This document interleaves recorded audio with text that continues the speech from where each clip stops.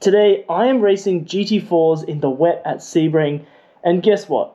All of my practice was in the dry. But now I'm trying to figure out exactly which tyre I should be using, the wet or the dry, and how fast I can go, because in my practice I was not very fast. And in the wet it throws a whole nother challenge into it. So join me as I try and figure out exactly how to race at Sebring in the GT4s on iRacing. Okay, I am not feeling very confident in my decision. I just practiced on wets and I was 13 seconds off the pace. 13 seconds off the pace is ridiculous. So I'm really hoping that, I've just changed to dries and I'm hoping it's not a bad decision. But it's raining, so it definitely feels like a bad decision. So we're going to see how we go. This is a risk. A big risk. And I don't think I've made the right call. And literally, exactly after saying that, I wanted to be cautious. What did I do? I crashed my car and completely span it out. Then, turning left, I just get absolutely bodied. I was trying to overtake to catch back those places, but obviously I didn't let that Mercedes know, which is quite frustrating. Then I started the race, and I had a pretty average start, but it wasn't the worst. To be honest, I think there's going to be a lot of chaos running into this corner. So my goal here is just to stay out of chaos, which means I'm going to go wide. And I'm going to take it slow, and that's basically it. No chaos. But that's unfortunate. I was really hoping to get a couple free spots. Suppose that's not going to happen. So I might actually have to do some racing.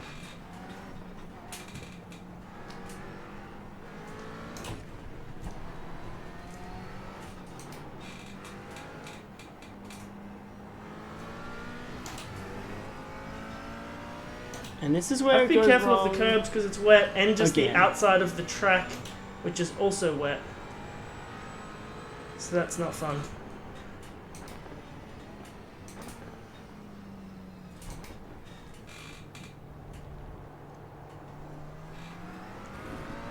Seems like the track is pretty dry so far.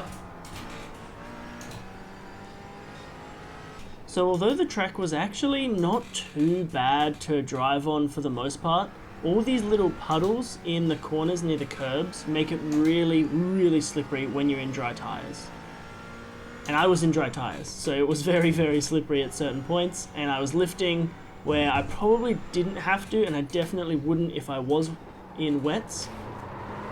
No. But as soon as a tyre would get wet, I would then have an issue where they would spin out because there'd just be no grip. And that happened multiple times. And as you can see, there are other people on the track who were also spinning out because of the weather. Probably most of us hadn't practiced in the correct conditions, so it was a bit of a free-for-all, but I was definitely on the back foot. So my goal now is to catch up to the guys ahead and to get some pace. So this guy behind me definitely has pace on me, and I assume he's going to go for an overtake at some point, but I'm trying to get that 5.7 second, yeah, he's going for a move now, trying to get that 5.8 seconds from the guy in P20 down to me to overtake him. I make the smart move, let the guy who has clearly better pace overtake, and I'm trying to chase down the guy ahead of him. And that might sound a little bit confusing, but if there's someone who's span out who's faster behind you, then they're going to overtake you eventually. They're going to overtake somebody else eventually. So my goal here was just to make sure that I could catch up to the people ahead of them who might be going slower. Alright, 2:19 is not too bad. I definitely feel like I'm picking up the pace, learning the track a little bit more, especially on these dry tyres. I haven't done any laps in these conditions on the dry tyres. They definitely have a little bit more grip than the wets in the conditions I was practicing in. So I should be able to get faster.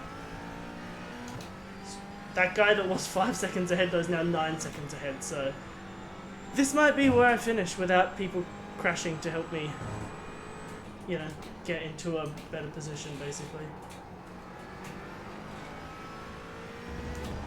Oh. Another loss of control. It's not good. Are you kidding me? Don't forget to like, comment, and subscribe. Well, I was in an okay position. I was only going to lose 6 iRating, but not anymore. I am officially the slowest guy on the field, which is very depressing, and I'm not laughing about it. That is true. I was very, very slow, even though I thought I practiced trying to put the lessons of the previous episodes kind of to good use. Practicing in the wrong conditions is something that I hadn't prepared for. I thought I practiced correctly, but this is what happens when you don't practice in the right conditions. There were so many spins in this race, more than on other races, because the GT4 cars have a much more difficult slick tyre than the other cars. The iRacing model for the GT4s, I don't know what the problem is, but it's much more difficult to drive in the wet, and I had to return to the pits for repairs. So the lesson there was to practice in the correct weather. After that long and arduous break, I can finally get back just for the last lap. High chance that nothing happens, but I'm in P25. Pretty rough situation, honestly. But at least if I can put in a decent lap, I'll be happy. Okay. Won't be putting in a decent lap, but at least if I can not crash, that would be great. And at least I get to say I did a final lap, you know? Not just give up because I crashed. Because that ain't the motorsports mentality. Something I'm trying to learn is that even when a race like frustrates me, just as hard as I can, I still gotta race. Not just like give up, because it's not worth it to give up over nothing, you know?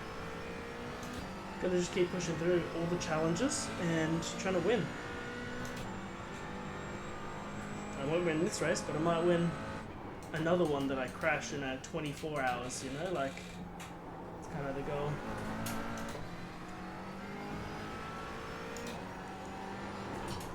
Oh.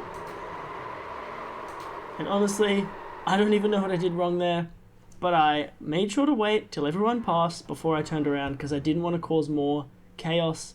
My goal was to have a safe entry, so I held my brakes. I honestly had a pretty slow race. I wasn't super happy with it so far. I was a bit annoyed at this case. Didn't even know that guy was there. But I was still just trying to put in the laps because I wanted to retain iRating and safety rating. Well, that was not the way that I wanted that race to go. I thought I had really good pace, honestly, in practice, or like pretty decent pace. Close enough to be able to just pick it up and learn, but that's not even slightly the case. So P27 is going to be a big loss of points. Okay. So I lost heaps of safety rating and a fair bit of iRating.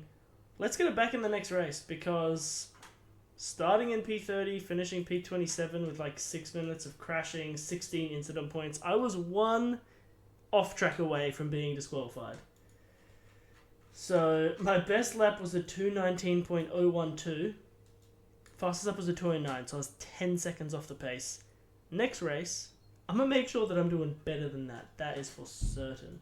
I was really hoping I was going to be in the split below, but even then, I would not have finished any better. So, alright. See you guys in the next race.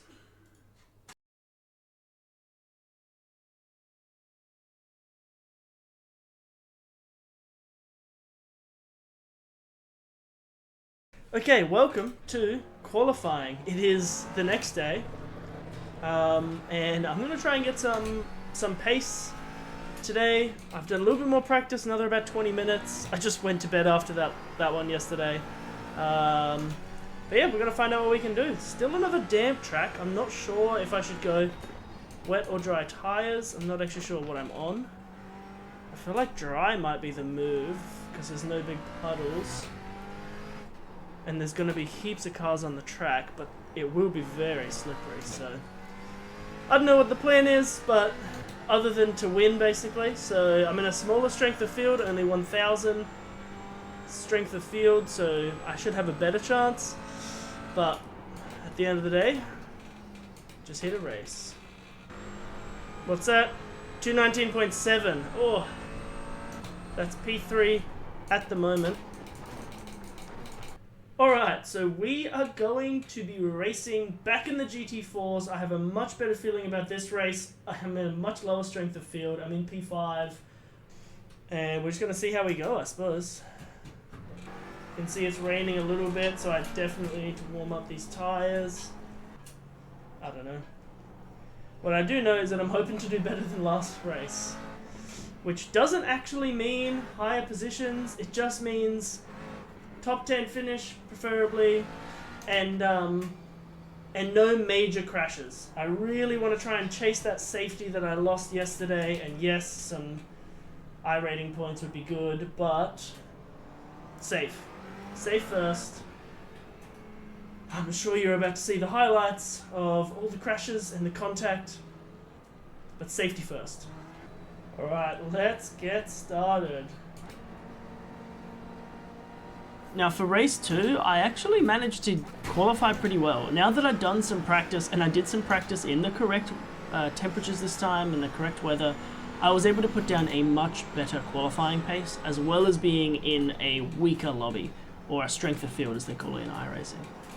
So I was able to actually get a really, really good start, and the two people in the cars behind, or they were in front of me, but they span, which allowed me to be able to get a bit of a gap between P2 and P3, which I'm in P2 in this situation. And I seem to be able to hold on to the pace of the Mustang up ahead. It wasn't exactly the cleanest start, but I was pretty happy with it. This was a massive improvement over the previous race, and I was not trying to do too much, but I was trying to put a little bit of pressure here by letting him know I'm right here. Pull out to the right, you know, am I going to make a move, try and force a bit of an error? Because now I'm racing. Alright, first couple of corners have been alright. This guy's being very careful, which is quite smart. Just going to try and put a bit of pressure on him to make some mistakes.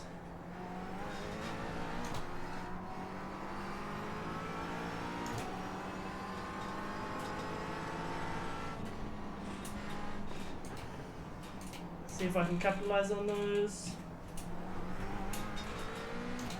Seems like I can. Alright. Now comes the hard part. That guy's not happy because he flashed his lights, but that's okay. Because now I have to keep the lead. Which is the hard part. I'm going to take this pretty cautiously. Because I am right as I say that, trying. Look also, what happens. Ooh. Saved it. Oh wait, I did the exact same thing again. I span again. And I was honestly so frustrated. I was in P2 in that situation. And it didn't even matter. I drove right into the pack. All the safe entries from the previous race meant nothing. I ruined 2 other people's races from that, which was really, really frustrating. Damn. That was on me. That was just a bad rejoin. That sucks.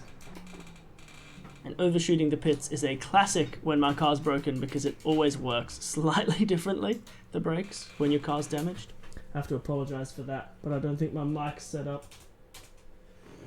14 minutes of repairs is more or less. We have 16 minutes of race, 14 minutes of repairs. And someone is going to report me because of that, so that is definitely the least ideal situation. Probably just going to pause the recording and come back to you later. That was so annoying because I was in such a good situation to be able to get good points, literally first place, and I span out. Not ideal, but it is what it is. That's racing, so can't take it too seriously, even though I am on the grind and I want to get better and faster, and I've just been on this massive downhill spiral. So we're going to figure out what I'm doing wrong, and we're going to come back and do a better race. Okay, so repairs are still needed. I'm still waiting, but I just got a couple of DMs which I thought I'd share with you guys. By Angus Sweeney, who's the guy who I'm pretty sure I basically drove into when I started. And he said nice rejoin reporting. I said so sorry, single monitor setup, can't see anything, which is a bit of an excuse, but also kind of the truth. Once I'm 90 degrees, I can't tell if someone's next to me. So I just thought I'd send it. I was pretty desperate to get back into P1, caught up in the moment. Anyway, he sends me a private message You can see the cars. They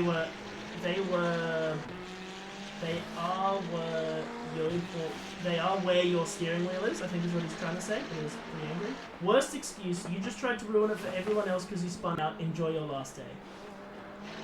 Fun fact, that's obviously not what happened. You saw me. I wasn't trying to ruin it for everyone else.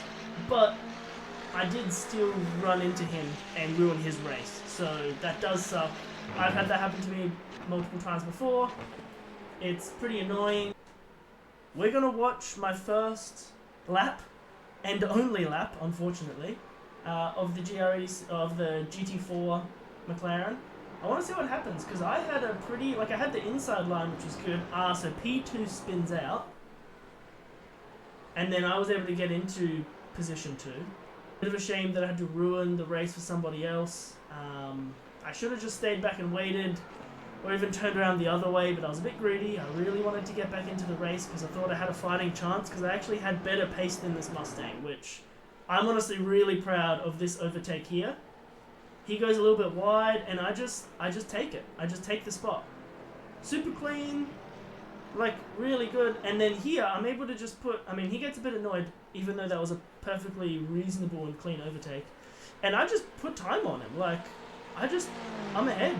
I'm well ahead of him by here. Look at that. That's a pretty decent gap. That's 3-4 cars. I think it was a second by the time I get onto this straight. So I was honestly pretty happy with the first lap. This is where it goes wrong. I'm not actually sure what I do. I start to lose it here, and I manage to save it, and then I try and do the same thing and lose it again, and that just sucked.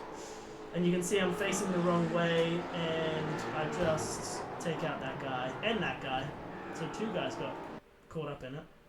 I'm going to take that back to maybe this position, or... So I'll take that to here. You can see I go and just take 2 guys out. Super unfortunate. I do feel really bad. And obviously I don't want to have that happen again. So lesson number 1 from this race: even if you're in a really good position, you have good pace, don't rejoin dangerously. Let's get back into it, shall we?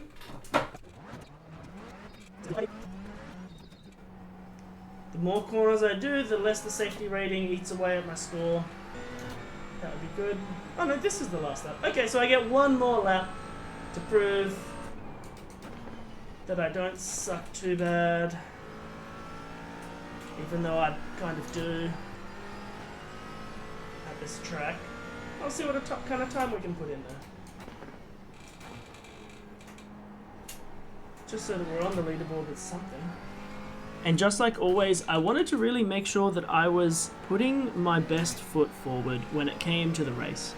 I don't want to leave any safety rating or iRating on the table, and if I ever race in real life, even if it's just a track day, if I have some issues, then I don't want to give up because I've had a frustrating day. I want to be able to get back out there and have fun, because the driving is really, really fun. When you actually get into a rhythm, you're setting good lap times, you're learning how to use the track more, how to get more out of the straights, how to open up the corners, how to brake that a little bit later, or maybe put less brake pressure and be able to carry a faster minimum speed through the corners. I just love that part about racing. It's so much more technical than drifting, I want to say. Maybe that's wrong. Scream at me in the comments if I am incorrect on that, but I feel like there's so much more clear and defined inputs in racing than there is in normal driving or in drifting or in a lot of other motorsports.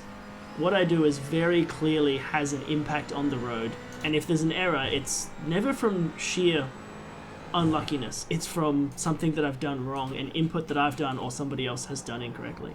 So yeah, I was really just trying to focus on getting in a good lap, having a good last little section of the race so that I felt positive about it, and so that I could try and get as much of a positive impact on the iRating and the safety rating, even though I knew that the iRating was definitely going down. And if you wondered where I've been for the last week, well, I haven't really been doing too much as far as building of the wheels, because I'm at a standstill with some design and supply constraints. I'm waiting for some 3D print material to come back in so that I can redo some grips and some faceplates to make them look a little bit nicer and have a bit more of a premium feel. So right now I'm just waiting for parts to come in, so there's not too much to do on the shorts. And on the racing front, I've been away for a week. Okay, not that much of a safety rating loss, which isn't too bad, but 45 I rating loss and a 12.78. But race 3. Race 3 was actually a massive bit of fun.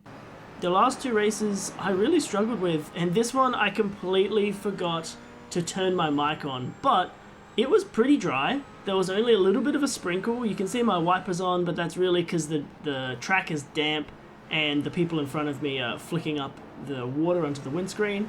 But when you had clear air, it was actually pretty good. I had gained a lot of pace. I was in not that good of a starting position, but I felt confident now after doing a couple races, after really relearning the racecraft and putting myself in a better headspace. I think it's another day or at least a few hours later from the previous race, because obviously I'm editing this a bit late this time around. I recorded these before I went on holidays. But this race was honestly really fun. I do love iRacing's rain physics. I think they're so much more enjoyable than something like Assetto Corsa's rain or games like Forza Horizon. But really, this last 3 races, they taught me that I need to be practicing. If I want to put in fast laps and I want to get better, I need to be practicing in the right conditions. And maybe I should do a little bit more research before the race on the radar for the race. What's the weather actually going to be like? Because I can learn a track pretty quickly now. I'm pretty happy with how fast I can learn a track. About 20 minutes of racing, and I'll be within a few seconds, but of the kind of pace that I need to be at. Not alien pace, but just pretty good pace. But practicing in the right conditions is something that I really struggle with. When I practice in the wrong conditions, then things like that happen where... I don't know if you saw that, but that was a giant flip from the Porsche behind hitting that wall. So I was able to actually do pretty well here, gaining places by just driving safe until I hit the Mercedes-Benz. It was pretty frustrating. I kind of lost a lot of position there, but luckily my car wasn't really too damaged. I don't know how I got away with that. Somehow the Mercedes in P3, John Howard, I think, he did have a super damaged car, so I'm not sure what happened there, but he was driving really slow. And I was able to get a really clean overtake and be able to keep on the racing line and not lose too much pace. You can see I actually don't have my delta on, and that helps me to be able to just focus on the racing. Once I've learnt the track, I can just focus on the same lines and being consistent, which is much more important than learning on the fly. But once again, I had someone behind me, and it was a black and red Mustang. He very kindly tried to bump draft to give us a little bit of space from the 2 cars behind, but I'm pretty sure he just had better pace. He was catching on me, probably one of the people that span out earlier or had an unlucky start. So he was able to overtake me here, and I tried to go for a bit of a switchback, but it's a really long and technical corner, that one. It's kind of... there's no clear turn-in signals or changes in the road or line markers or brake markers or anything after the actual braking zone to try and make it easy to be able to turn that corner. So I'm not the best at that one, but I was able to stay pretty close and not lose too much pace, especially in this corner here. I'm able to get that tight left pretty well, and within the next lap I was still pretty close behind him, but the 2 cars behind had also gained on me, and I got a pretty terrible exit. So the Porsche from, I think it's Casper, he was able to get a better exit out of that corner, and I nearly get taken out by the Mercedes here, but by the BMW, but luckily I'm able to just make it work, and I try and make my car as wide as possible. I don't leave, completely cut off the BMW, but he does hit me, which was pretty frustrating. Up until then, it was actually a really, really good race, but that kind of spin, which he didn't really have to do, it was pretty frustrating. So unfortunately, it is what it is. I got back on the road. I only got overtaken by a few people, so I was in P8, but then I think some of that frustration meant that I went a little bit wide and allowed P9 to get super close to me. But I didn't want to give that position up. I'd already been spun. I really, really, really wanted to keep that position, so I made my car absolutely as wide as possible while trying not to drive recklessly because I'd had too many spins, too many collisions from the last 3 races. The Mercedes didn't like that, but I think that's just hard racing. And as you can see here, I'm defending pretty hard. He goes for a bit of an overtake, but I'm able to get my car stopped, and because I can get it around the corner, he went a little bit wide to try and overtake, so I was able to keep it all the way up to the final lap. He has a better run here. If he had the whole lap, maybe he could have got ahead of me on the straight. But even then, I don't want to let him get ahead, and he does get ahead of me on the straight. But I managed to have a better turn. We're still side by side. It's pretty good racing. There's a massive corner. He's got ahead. He's got ahead. Is he going to stay ahead? No. I break that a little bit later.